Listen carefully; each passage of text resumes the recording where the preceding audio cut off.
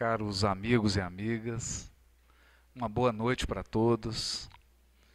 É com muita alegria que nós comparecemos a essa semana que se comemora na União Espírita Mineira, uma semana preenchida com participações e palestras.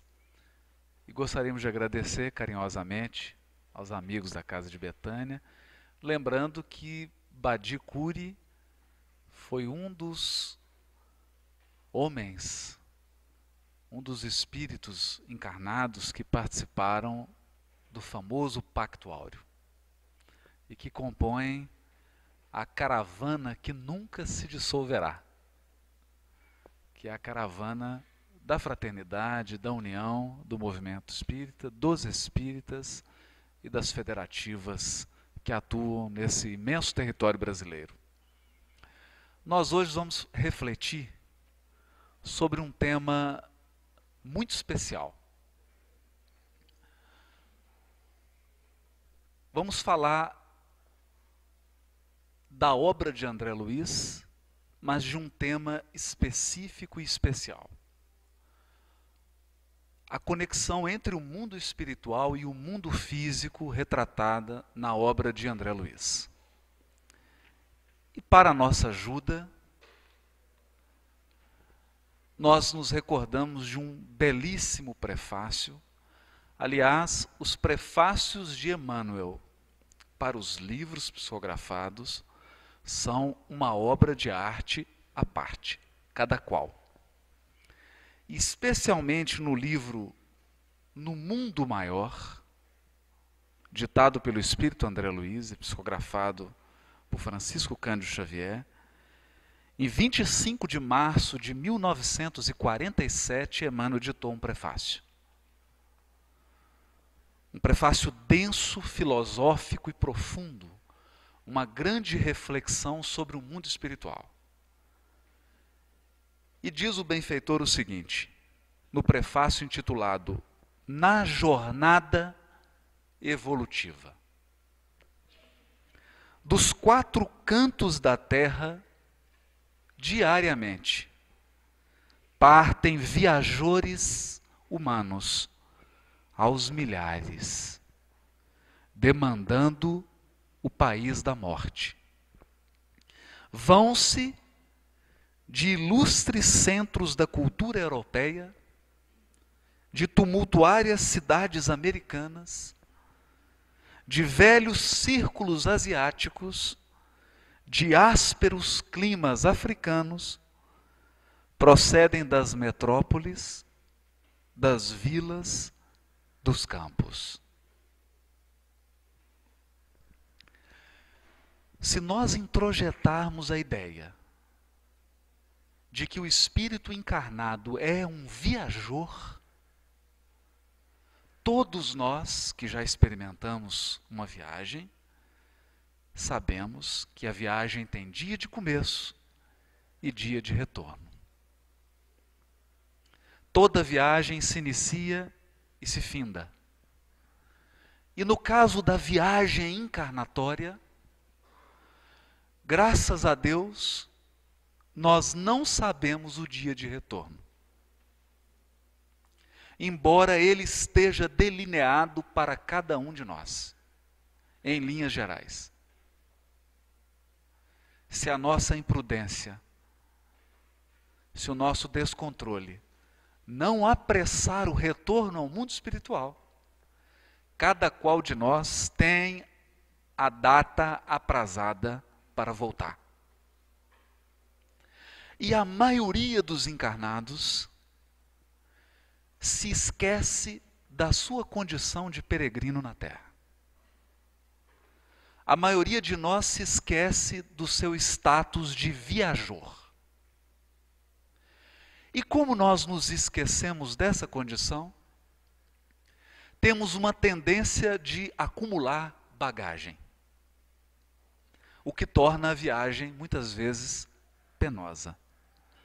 Porque todo viajante sabe que para uma viagem se torne tranquila e agradável, você deve reduzir ao máximo a bagagem levada. Aqui Emmanuel começa a reflexão do mundo espiritual dizendo o seguinte: embora nós não queiramos pensar nesse assunto, embora a gente se recuse a refletir todos os dias sobre isso, todos os dias, melhor, a cada minuto, centenas de pessoas desencarnam no planeta. Nós costumamos refletir sobre a morte somente quando ela entra no nosso círculo familiar ou no nosso círculo estreito de relações. Mas a morte é um fenômeno corriqueiro, ela é um fenômeno natural, e enquanto eu estou falando aqui, por alguns minutos, centenas de pessoas acabaram de desencarnar no mundo. O certo é que algumas delas desencarnaram em centros ilustres da cultura europeia. Paris, Londres e tantas outras cidades. Outras partiram das tumultuosas cidades americanas. São Paulo, Nova York, Cidade do México e tantas outras. Alguns acabaram de desencarnar em centros asiáticos, Hong Kong, Bangkok, e outros ainda de climas ásperos na África do Sul, no Congo e em países extremamente carentes da África. Uns moravam em grandes metrópoles, outros em cidades pequenas com restritos recursos, outros moravam em vilas infectadas, pobres, carentes, e outros em campos isolados, espalhados por esse grande planeta.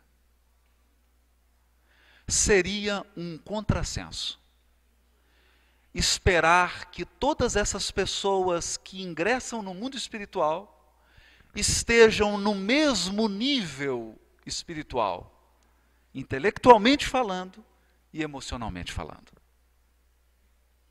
Os níveis são os mais diversos, os mais variados. Cada qual apegado a circunstâncias, rotinas, relações muito diferentes. Por isso diz Emmanuel, raros viveram nos montes da sublimação, vinculados aos deveres nobilitantes. A maioria dos que desencarnam constitui-se de menores de espírito.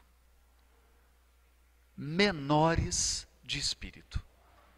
Criaturas de estatura espiritual pequena, limitada, carente. Em luta pela outorga de títulos que lhes exaltem a personalidade. Não chegaram a ser homens completos. Não chegaram a ser homens completos. Por que Emmanuel diz isso?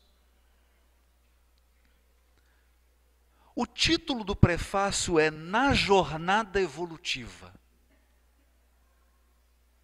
E é preciso convir que os espíritos que ainda encarnam na Terra são espíritos que estão buscando se desvencilhar da animalidade. Nós somos espíritos em busca da humanidade, mas não somos ainda humanos completos. Ainda não. Basta examinar os índices de criminalidade nas grandes metrópoles. Basta examinar o comportamento das pessoas no trânsito em Belo Horizonte agora. Basta examinar o comportamento das pessoas na intimidade do lar. Basta examinar o comportamento dos nossos políticos, o comportamento dos gestores de verba pública. Basta examinar a nossa educação, as condições de moradia, de salubridade das nossas cidades. E não precisa examinar muito, que nós vamos chegar a uma conclusão. A maioria de nós não chegou ainda a ser um ser humano completo.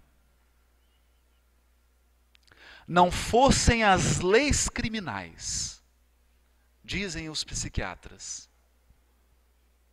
dizem eles, não fossem as leis, sobretudo as leis criminais, não fossem os controles políticos e econômicos exercidos sobre a grande massa, não fossem esses controles sociais, nós estaríamos nos atacando e nos comportando como legítimos animais na via pública. Basta um cochilo da pessoa, basta um momento de invigilância para que qualquer um de nós assuma um comportamento animalesco. Um comportamento que leva uma mulher a matar o marido e a cortar o seu corpo em pedaços. Um comportamento que leva alguém a matar gratuitamente. Um comportamento que leva um homem público a roubar o dinheiro da merenda escolar.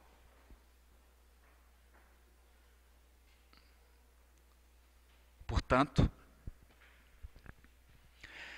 essa grande massa egressa da vida física e que adentra no mundo espiritual é uma massa que não concretizou o propósito de todo mundo que encarna.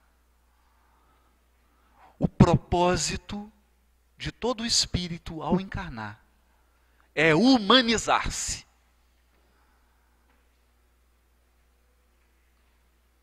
Eu não disse angelizar-se. Porque diz Emmanuel no livro Roteiro, a distância que separa um cão de nós é a mesma que nos separa de um anjo. Portanto, na maioria, nós estamos imensamente distantes da angelitude. Estamos procurando humanidade, nos tornar seres humanos. O grande desafio que é posto ao encarnado. E que, segundo Emmanuel, a maioria não cumpre. Ele chega a acrescentar: atravessaram a mare magnum, usa um termo latino da humanidade. Atravessaram o mar comum da humanidade. Atravessaram a condição comum da humanidade em contínua experimentação. A maioria dos encarnados está ainda num jogo de acerto e erro. Sabendo o que é certo e fazendo o que é errado, para experimentar se é realmente errado. Sabendo o que é certo, mas fazendo o que é errado, confiando que não será punido. Sabendo o que é certo, fazendo o que é errado, porque não quer pensar que há uma lei divina que rege com absoluta justiça as nossas condutas. Então atravessam a encarnação num clima de profunda experimentação. Muitas vezes acomodaram-se com os vícios de toda sorte. Acomodaram-se com os vícios. É a rotina, a acomodação, a perda da vontade, a perda de rumo, a perda de objetivo. É navegar sem rota navegar sem rumo.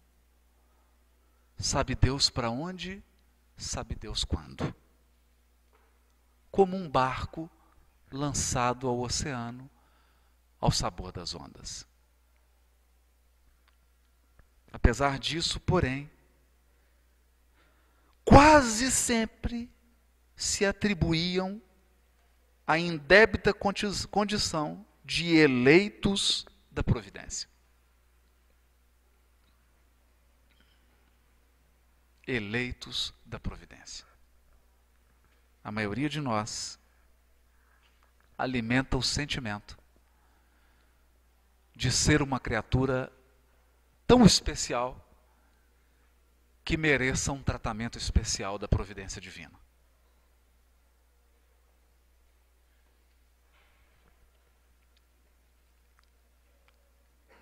Quando, e prossegue ele, sem se compenetrarem das próprias faltas, sem se compenetrarem das próprias faltas. O grande problema de você navegar sem rumo, e o próprio nome já diz, é porque você realmente não tem rumo. E quando você não tem rumo, não é possível avaliar se você está certo ou errado.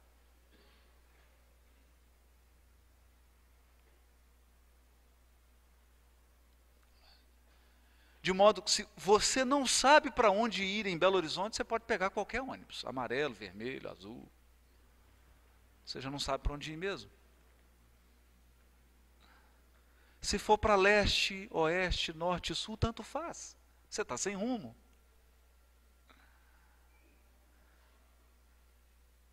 De modo que Emmanuel chama a atenção que a massa, a grande massa humana encarnada,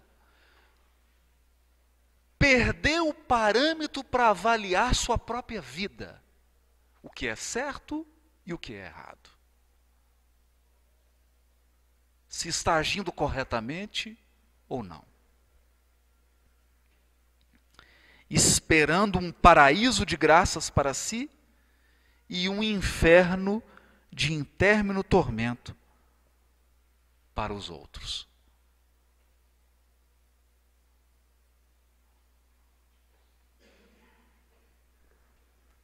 Quando perdidos nos intricados meandros do materialismo cego, fiavam sem justificativa que no túmulo se encerraria a memória.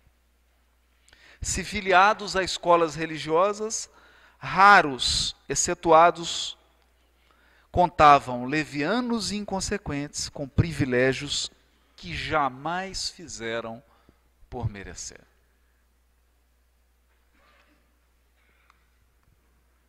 Onde albergar a estranha e infinita caravana?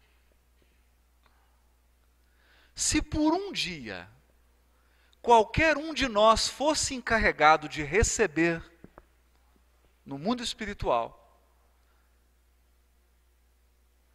todos os desencarnados daquele dia, como você trataria essa caravana? Pense. Pense só por uma imaginação, não precisa levar a sério não. Pensa que você vai desencarnar hoje, 10 horas da noite. Dá tempo de assistir a palestra sem problema, fiquem tranquilos. 10 horas. Hoje é terça. E chegando no mundo espiritual, você vai receber uma tarefa. Todos que desencarnarem amanhã no planeta Terra vão ficar sob a sua responsabilidade. Japoneses, chineses, sul-africanos, brasileiros, americanos, norueguenses, escandinavos, franceses, ingleses. Onde albergar a estranha e infinita caravana?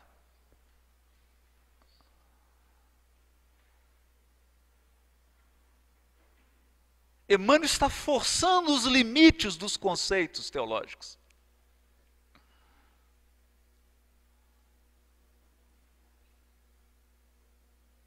Nesse prefácio, ele vai trabalhar o conceito de céu e inferno. Onde você vai albergar? No céu, no inferno.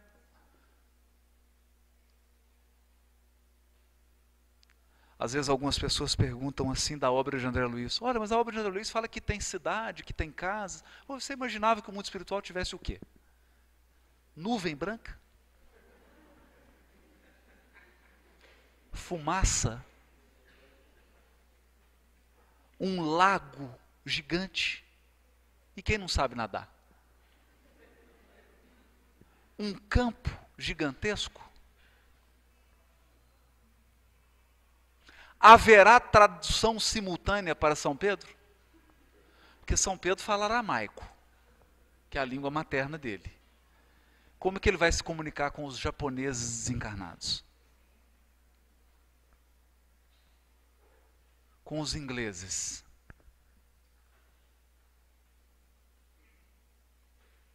Uma pessoa que viveu segundo os costumes de Hong Kong.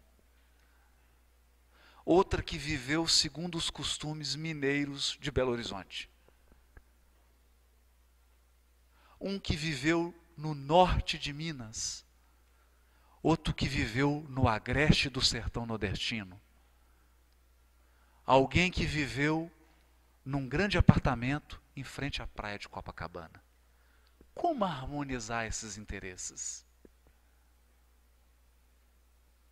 Como receber essa caravana?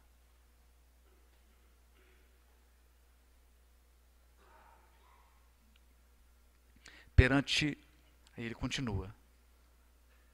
Como designar a mesma estação de destino a viajantes de cultura, posição e bagagem tão diversas?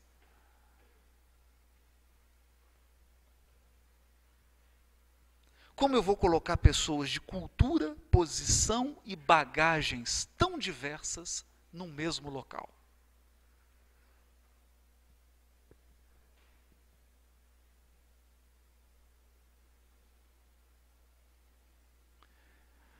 De modo que a lógica, o bom senso aponta para uma providência do mundo espiritual.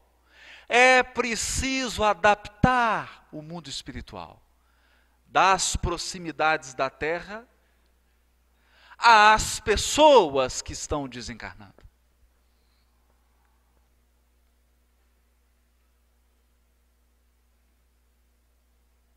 De modo que eu não posso receber alguém que acaba de desencarnar em Hong Kong com uma cozinha de fogão a lenha, um queijo Minas e uma placa escrita assim: uai.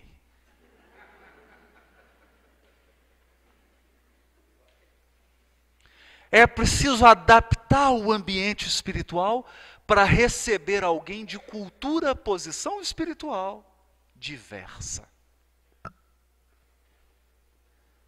Sendo assim, é natural que as regiões espirituais próximas da crosta sejam muito semelhantes ao ambiente da crosta da qual elas estão próximas. A cidade espiritual que está pertinho de Belo Horizonte é quase uma Belo Horizonte. A cidade espiritual que está próxima de Hong Kong é quase uma Hong Kong. Assim como a cidade espiritual que está próxima de Nova York é quase uma Nova York. É natural que assim seja.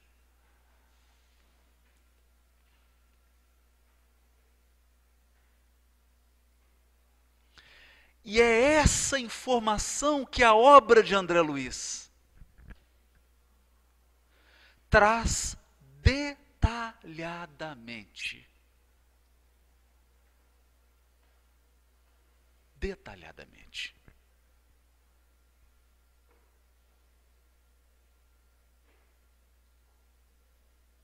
É importante pensar nisso. Seria uma fantasia imaginar que um índio que acabou de desencarnar agora na tribo Xingu seja recebido numa biblioteca no mundo espiritual. Toda em francês.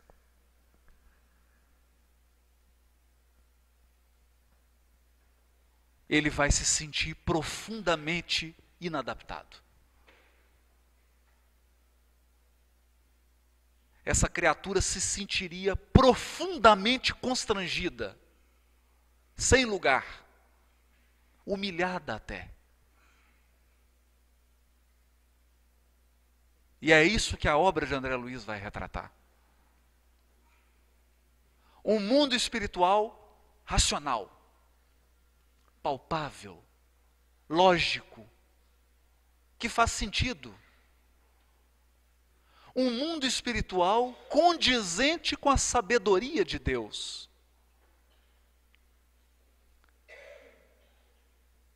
Porque se até uma abnegada professora de primário na Terra sabe dividir os alunos segundo a faixa etária, sabe dividir os alunos segundo o grau de amadurecimento e de compreensão, por que Deus, que é a inteligência suprema, que é o amor supremo, agiria de forma mais imprudente que uma professora?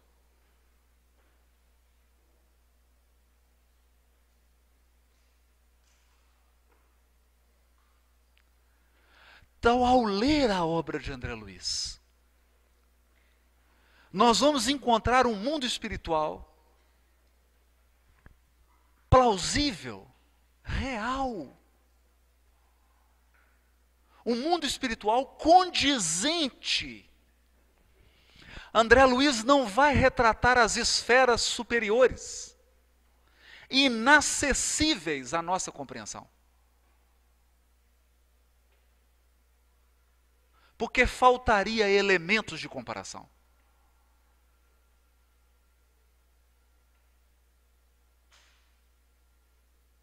Faltaria elementos. Há alguns flashes na obra de André Luiz, como, por exemplo, na obra Obreiros da Vida Eterna. O próprio título é sugestivo. Quem imaginava que ia se aposentar quando desencarnasse, ficou decepcionado com essa obra.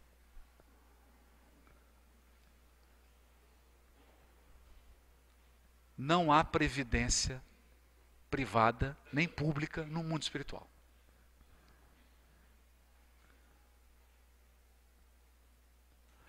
O trabalho prossegue eternamente. Obreiros da Vida Eterna. E num dos flashes da obra, Asclépios diz o benfeitor a André Luiz: um espírito que se materializaria no mundo espiritual. Por que se materializaria? Porque esse espírito não possui mais a forma humana. André Luiz não descreve isso. Não há na obra de André Luiz uma descrição pormenorizada de esferas em que espíritos não têm mais a forma humana. Sabe por quê?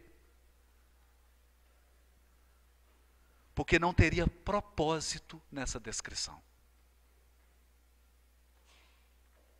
Nós estamos tão distanciados dessa condição. Faltaria tantos elementos de comparação para que a gente possa entender a vida numa esfera em que as pessoas não têm mais a forma humana, não têm mais corpo.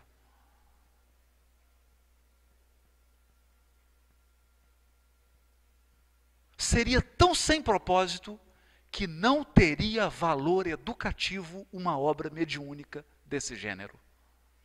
Não. A obra de André Luiz fala do mundo espiritual próximo de nós. Não fala de anjos.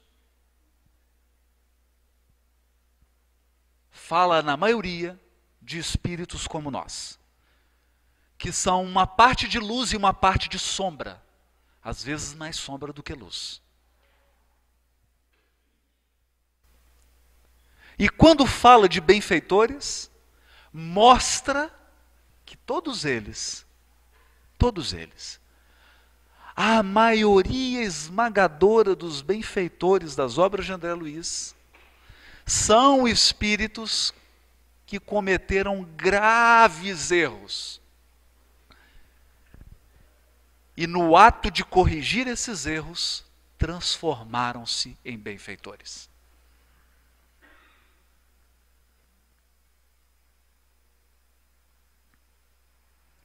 No livro Sexo e Destino, aquele espírito que foi o responsável pela derrocada sexual de todas as personagens da história é exatamente o benfeitor Félix. Aquele responsável por resgatar todos aqueles que ele ajudou a tombar. Não tem mágica. Não tem truque. Isso aqui não é Harry Potter. Não tem varinha, não tem porção mágica. Se você era ignorante quando estava encarnado, no mundo espiritual, você é ignorante do mesmo jeito. Aliás, corre o risco de você ser mais ignorante ainda. Porque aqui, pelo menos, você conhecia alguma coisa da vida social. Lá no mundo espiritual, nem isso.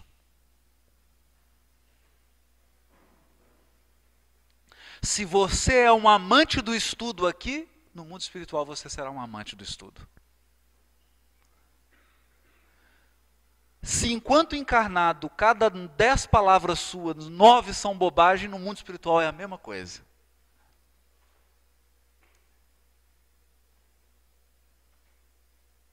Desencarnado, a cada 10 palavras, 9 vão continuar sendo bobagem.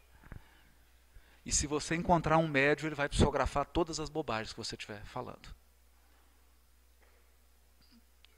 Porque a desencarnação não tem o condão de nos melhorar. Assim como você não se torna melhor porque atravessou uma porta. Porque entrou numa sala ou entrou num quarto. Deslocar-se fisicamente não implica necessariamente em deslocar-se intimamente. De modo que,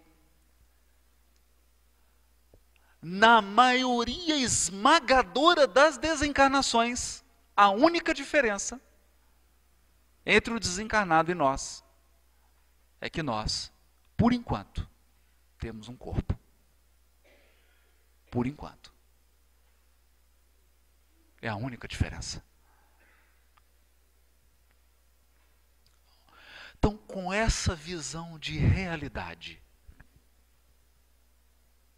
com esse senso de proporção, a obra de André Luiz não é uma obra do miraculoso.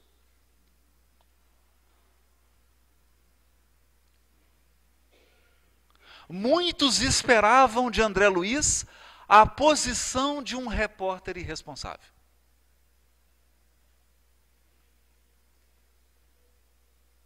André Luiz poderia ter descrito enfadonhamente, detalhadamente, vários aspectos do mundo espiritual. Mas ele renunciou a fazê-lo.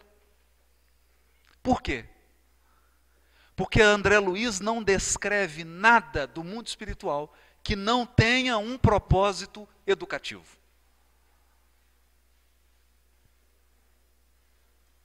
Toda a descrição na obra de André Luiz tem um propósito educativo.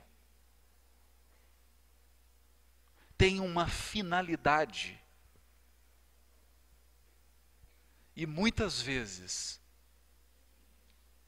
o próprio André Luiz tem a coragem de nos contar que os benfeitores chamaram a sua atenção por causa da sua curiosidade sem freios.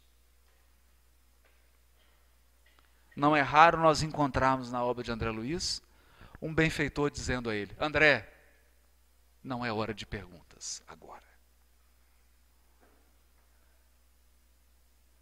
você sanará suas dúvidas no serviço ao próximo.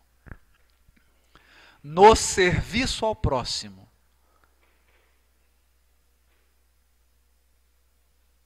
Controla a tua curiosidade. E ele sabia esperar. Para que a curiosidade não prejudicasse o serviço. Para que a curiosidade não atrapalhasse o trabalho em favor do semelhante. Então a obra de André Luiz não é uma revista Caras. Não é um programa de auditório com a finalidade de trazer curiosidades do mundo espiritual. Não é uma passarela de moda e de costumes. Aqui não. Aqui cada história, cada personagem, cada fato narrado está conectada a uma lição que o leitor deve descobrir.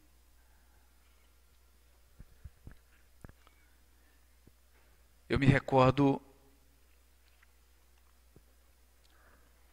de ter ouvido do casal Galves, Nena Galves e Francisco Galves. Eles sempre costumavam receber Francisco Cândido Xavier em São Paulo. Até para os tratamentos médicos, várias cirurgias que o Chico fez, ficou hospedado na casa desse casal. Um grande casal de amigos de Chico. E ela disse que certa vez o Chico hospedou-se na sua casa e ele estava terminando a psicografia de uma obra, de André Luiz. Era a obra Entre a Terra e o Céu. Quando o Chico terminou a psicografia, isso era 11h30, meia-noite. O Chico virou-se para o marido dela e falou: Francisco, eu preciso que você me leve em tal lugar. Ele falou: Chico, mas é do outro lado de São Paulo, Chico. É muito longe. Ô, meu amigo, eu preciso que você me leve lá. Mas você sabe onde é, Chico? Sei, meu filho. Não sei, o Chico nem andava em São Paulo. Sei onde é. Chico, eu sei chegar mais ou menos, mas eu não conheço esse bairro. Não podemos ir, meu filho, fica tranquilo. E foram. Chegou no bairro, ele: Chico, agora eu não conheço nada. Meu filho, você segue essa rua aqui e vira à direita. Aí virou direita. Agora você vira à esquerda. E vai à direita, esquerda, esquerda, direita, direita, esquerda, direita. 15 minutos depois, o Chico falou: agora você para, meu filho, nessa casa. Eram 2h da manhã. Ele parou, desligou o carro. O Chico desceu do carro, foi até a porta da casa, abaixou a cabeça e fez uma prece.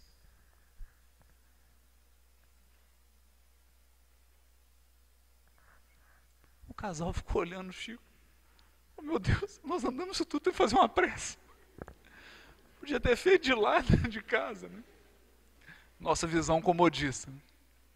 O Chico entrou no carro e falou: ô Chico, mas você veio aqui para fazer essa prece, né? Ele falou: meu filho, o livro que eu acabo de psicografar, as personagens do livro estão nessa casa. Depois que você lê o livro, você vai entender. Então eu vim aqui fazer uma prece por eles. Porque houve o desfecho da história e uns que acabaram de reencarnar estão aqui nessa casa. E aí ninguém falou mais nada. Então são histórias vivas. Histórias para os viajores, para quem está na jornada evolutiva. Eu me recordo do saudoso e querido presidente da União Espírita Mineira, Honório Abreu, que dizia assim: meu filho, o nosso desafio na doutrina espírita é a evolução consciente. Porque inconsciente está a maioria encarnada. Não sabe de onde veio, para onde vai e nem por quê. O nosso desafio na doutrina espírita é encontrar o propósito da nossa encarnação. Para que você está encarnado? Por que você nasceu na família que nasceu? Por que você tem os cunhados e a sogra que você tem? Por que você tem os filhos e as filhas que você tem? O companheiro ou a companheira que você tem? Por que você acha que trabalha onde você trabalha? Qual é o propósito da tua encarnação?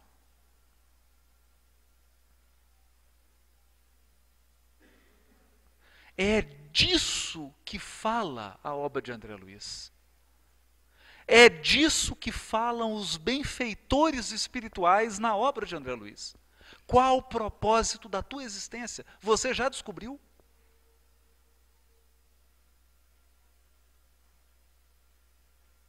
Você sabe qual é o conjunto de tarefas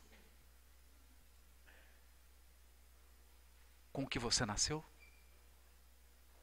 E pelas quais você será avaliado? Ninguém te pedirá contas do que você não se comprometeu no mundo espiritual. Nós prestaremos contas dos compromissos assumidos. Então, quais são? Para onde você está indo? Qual é a sua expectativa de melhoria? 10%? 5%? 20%? 30%? 0%? Menos 10%? Porque tem jeito de piorar. Piorar sempre tem jeito. Você pode chegar com um conjunto de débitos aqui e voltar com o triplo.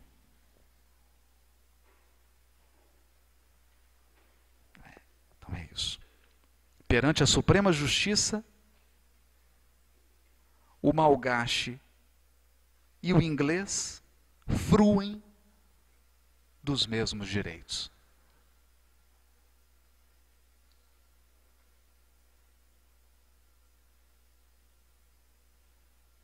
Então não importa se você desencarnou no Palácio de Buckingham, em Londres, ou se você desencarnou numa tribo do Xingu. Perante as leis divinas, todos temos os mesmos direitos inalienáveis de filhos de Deus.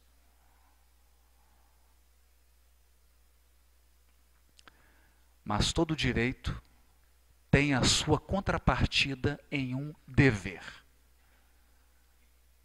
Muitos direitos implicam muitos deveres. Não há distinção. Provavelmente, porém, estarão distanciados entre si pela conduta individual. Conduta individual. Diante da lei divina, que distingue, a lei divina distingue invariavelmente a virtude e o crime, o trabalho e a ociosidade, a verdade e a simulação, a boa vontade e a indiferença. Da contínua peregrinação do sepulcro participam, todavia, santos e malfeitores, homens diligentes e homens preguiçosos.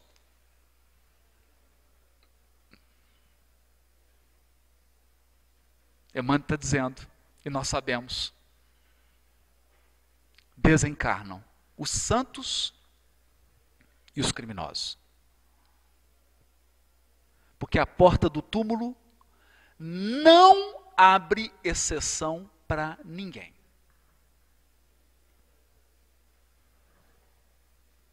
Eu vou traduzir isso. Emmanuel fala tão bonito, né? Eu vou traduzir. Todo mundo aqui vai desencarnar. Inclusive você. inclusive eu. Todos. Não importa a sua estatura espiritual, todos atravessaremos o túmulo. E uma vez atravessados os umbrais da desencarnação, nós seremos avaliados pela nossa conduta individual.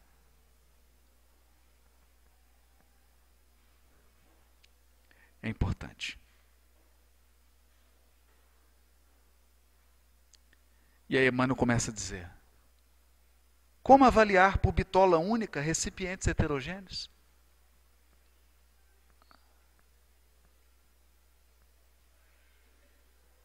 Como que eu vou criar um critério único para avaliar todos os seres humanos? De todos os lugares do planeta?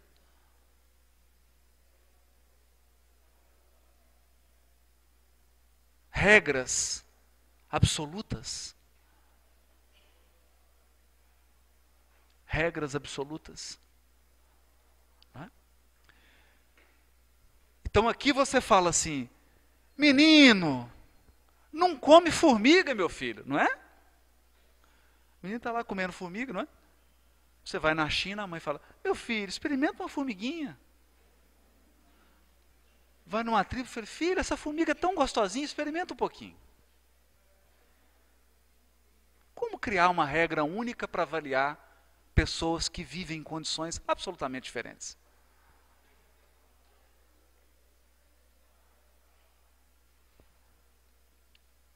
Considerando, porém, nossa origem comum, não somos todos filhos do mesmo Pai?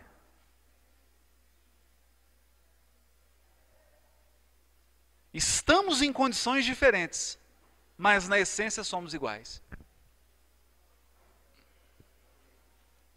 Então há uma lei divina que se aplica a todos, adaptada ao grau de evolução de cada um. Cada qual responderá perante a lei divina segundo o seu nível de adiantamento espiritual. Quanto mais adiantado, maiores os níveis de exigência. Quanto mais esclarecido, maiores as responsabilidades. Essa é a visão do mundo espiritual. Por isso diz Emmanuel, a lógica e o bom senso nem sempre se compadecem com argumentos teológicos imutáveis. O fato de nós acreditarmos em algo não muda as leis divinas. O fato de você ter uma ideia e querer que todos se adaptem a ela não muda as regras da vida.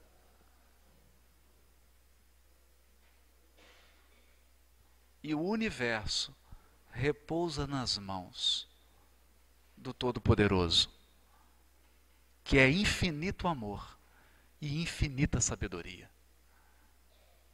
O universo repousa nas mãos da infinita sabedoria e do infinito amor. Não há espaço para as limitações humanas de avaliação, de cálculo, de julgamento na justiça divina. Nenhum de nós é capaz de julgar nosso semelhante com a mesma perfeição com que Deus nos avalia a cada um. Por isso diz Jesus: renuncia a julgar teu semelhante. Não julgueis. Não usurpa essa função do Criador. Deixa que Ele a exerça. É Deus quem avalia. É Deus quem pesa cada um de nós. E é Deus quem nos coloca nos locais adequados, nos mais adequados à necessidade do nosso aprendizado espiritual. Eu me recordo de uma frase belíssima. Numa entrevista, a Hebe Camargo pergunta para o Chico: Chico, e se uma guerra nuclear destruir a Terra por completo? Destruir a vida na Terra? E o Chico responde: a sabedoria divina, a providência divina, saberá encontrar um lugar para nós.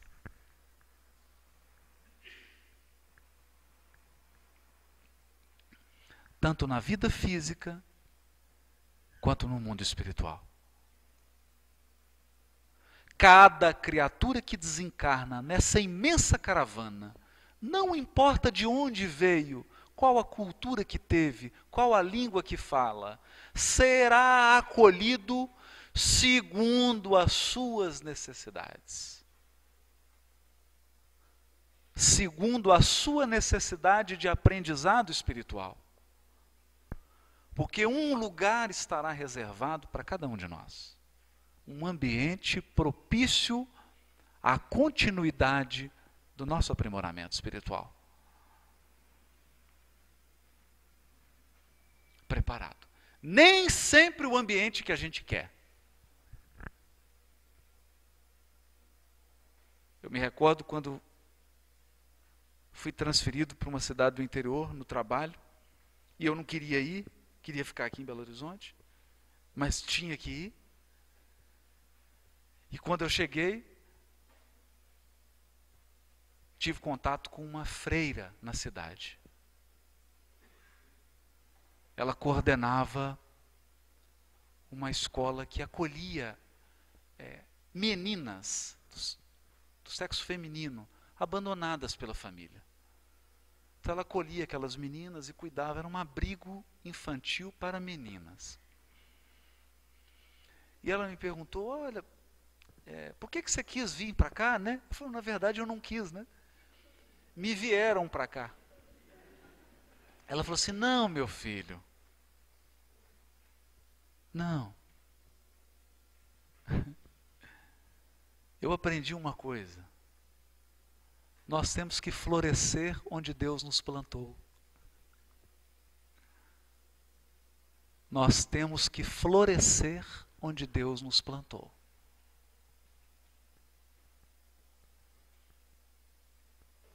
Porque uma coisa é florescer onde você quer estar. Quando você está onde quer. Outra coisa é florescer quando você está onde precisa estar.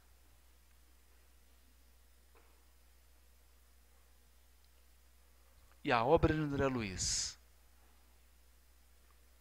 é essa grande revelação do mundo espiritual. Alguém que tiver a boa vontade de alma de ler a obra de André Luiz completa, ele vai se libertar de muitas crenças limitantes. Ao ler a obra de André Luiz, não haverá espaço para céu nem para inferno. Haverá mundo espiritual. Mundo espiritual tenebroso e mundo espiritual luminoso. Porque o mundo espiritual é tenebroso ou luminoso dependendo de quem o habita.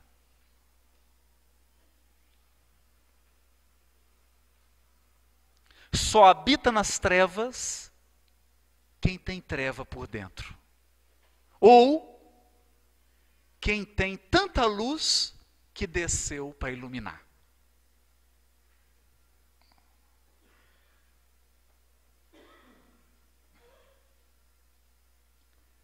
Então é esse quadro real. Aqui não há mocinhos nem bandidos. Aqui há seres humanos que acertam, que erram, que colhem as consequências do que fez. Não há punição, há consequência. Nós colhemos da nossa própria seara. Nós colhemos do nosso próprio campo. E o nosso campo é nossa própria vida. Como vivemos será a nossa colheita. Eu posso dizer, nesse momento final, e como testemunho, eu conheci a doutrina espírita com 15 anos de idade.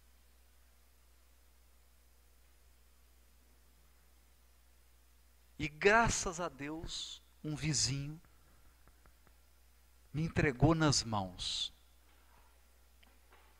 Após a desencarnação de uma pessoa muito querida, não era parente, na verdade era uma vizinha, mas muito querida mesmo.